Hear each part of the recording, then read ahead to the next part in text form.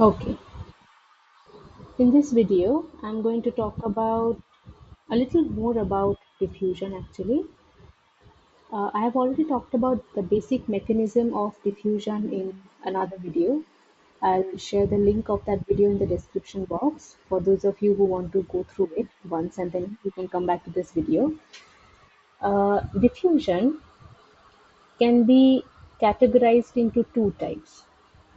Uh, there can be a simple diffusion.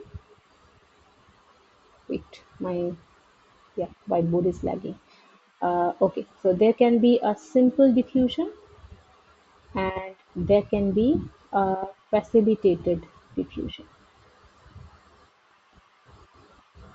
As I discussed already, just a quick recap, diffusion is a mechanism by which molecules move from their region of higher concentration to their region of lower concentration until equilibrium is reached.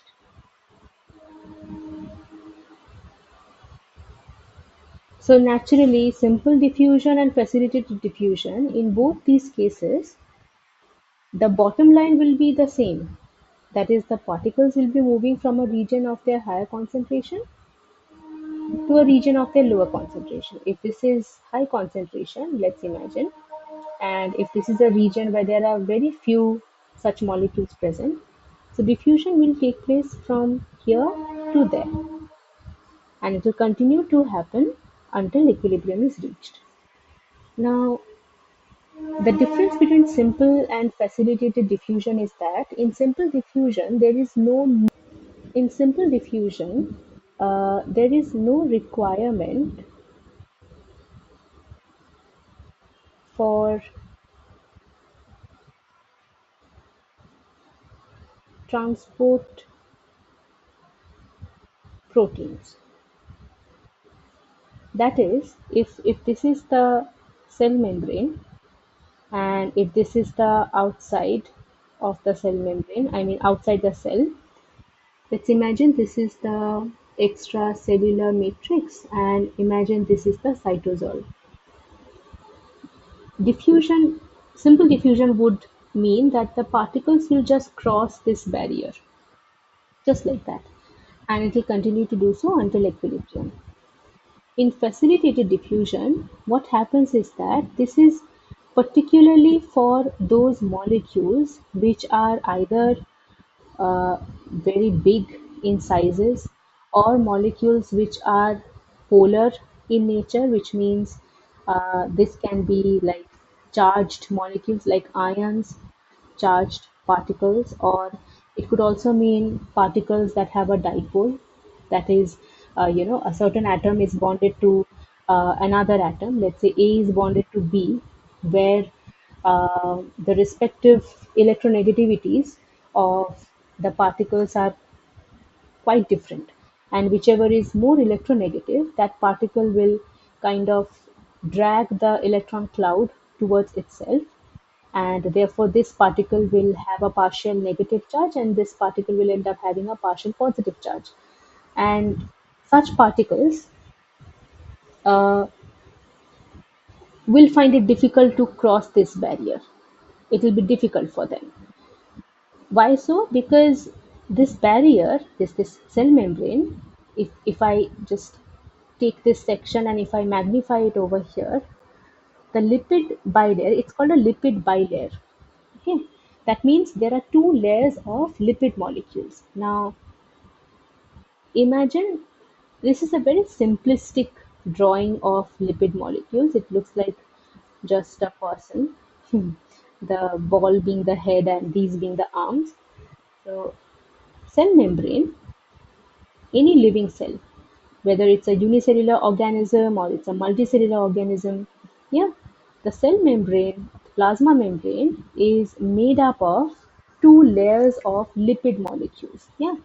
Now, these lipid molecules over here, if I take this out over here and I redraw it, now this lipid molecule, it has got two parts. This part is polar, or you can say that this part is hydrophilic, which means it interacts with water very well.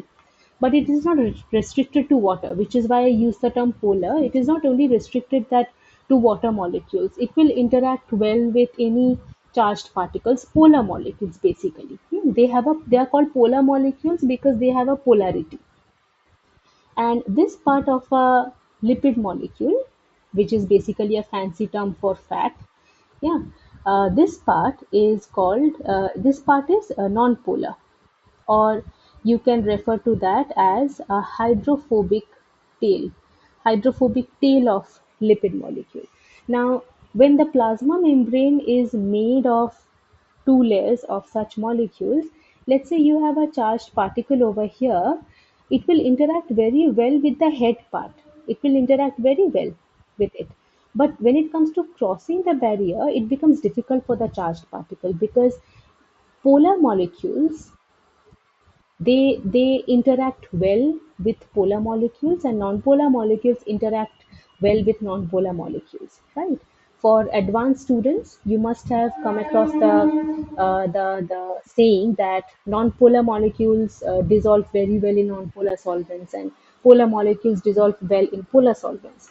And so the advanced students, like 11th graders, 12th graders, as A level students, they will get it, or even 10th graders to some extent.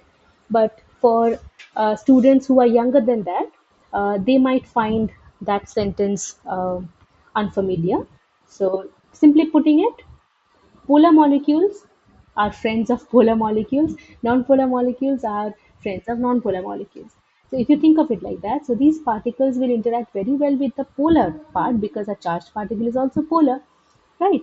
Which is why it has got a charge, but it will not be able to pass through it. So, for that reason, what comes to rescue? How to fix this problem? Now, this problem is fixed by transport proteins. Okay. Now, over here, if I just erase this part of the plasma membrane, now, plasma membrane, well, I'll talk about the ultrastructure of plasma membrane in another video, but here I'm only referring to the parts that will be important in order to discuss facilitated diffusion. So, this part of plasma membrane, the plasma membrane has got many proteins which are embedded in it, which are present on the outer face, which are present on the inner face. So, I'm drawing only the ones which are integral membrane proteins. Okay, the proteins which are like embedded. Yeah, they cross the lipid bilayer. So these sort of proteins, they form channels. Okay, which helps in transmission of these particles through the lipid bilayer. Now here also no energy is spent, and the molecules are going from a region of their higher concentration and to a region of their lower concentration, but because they are unable to do so easily like other molecules, they are unable to do so. So in that case, these channels are present, these proteins are present, which help with this process. So that is facilitated diffusion. So it is diffusion, but something is facilitating the process. Something is there which is helping them out. So facilitated diffusion. And you should know, like I said, it is not only restricted to charged particles, like it does not have to have a like an actual charge. It could be something like an organic molecule like glucose. Yeah, glucose will also find it very difficult to cross this plasma membrane barrier. So glucose will find it difficult to cross the barrier because this is a big molecule and it's also non-polar. Yeah, sorry. I meant to say polar. Okay. It's a big molecule and it's a polar molecule because, glucose molecules, for those of you who don't know, glucose molecules has got these hydroxyl groups which make them polar molecules. It's because of the electronegativity difference of oxygen and hydrogen. So this molecule will find it difficult to cross the barrier. So without the help of a protein, a transporter, it will be very difficult. And glucose is such a vital molecule because it is needed for respiration, right? Otherwise, there would be no energy production, which is ATP, and then there would be the metabolic reactions which occur in every cell. Those will cease to occur, right? So it is a vital molecule. It is very important. So what helps in transporting glucose from the outside to the inside? It is the glucose transporter, which goes by an abbreviated form as GLUT. And there are many, many types of glucose transporter, like there is one which is found in erythrocytes, which is RBCs. Then you have two, which is found in liver cells. You have three, which is found in brain. Uh, you have four, which is found in skeletal muscle cells, adipose tissues like fat cells, skeletal cells. You have adipose, yeah, and you have also five, which is present in small intestine. Yeah, so there are so many types of different types of this transport protein, and all of them have the same function of helping in facilitated diffusion of glucose molecules. Okay, so that is an example, but there are other types of proteins too. So this for example, this category of transport proteins that I had used over here, these are called carrier proteins. And there are other transport proteins too, which are called channel proteins.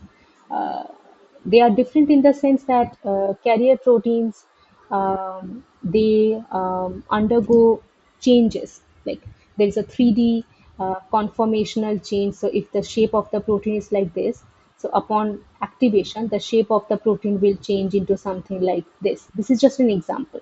So the conformational change occurs in them. So carrier proteins behave like that, and channel proteins, it does not go through such conformational change. Um, and there are other differences too, like channel proteins will engage in only passive transport, that is along the concentration gradient, whereas carrier proteins can also engage in active transport, where the particles are sent against their concentration gradient, and therefore energy has to be spent in order to drive that process.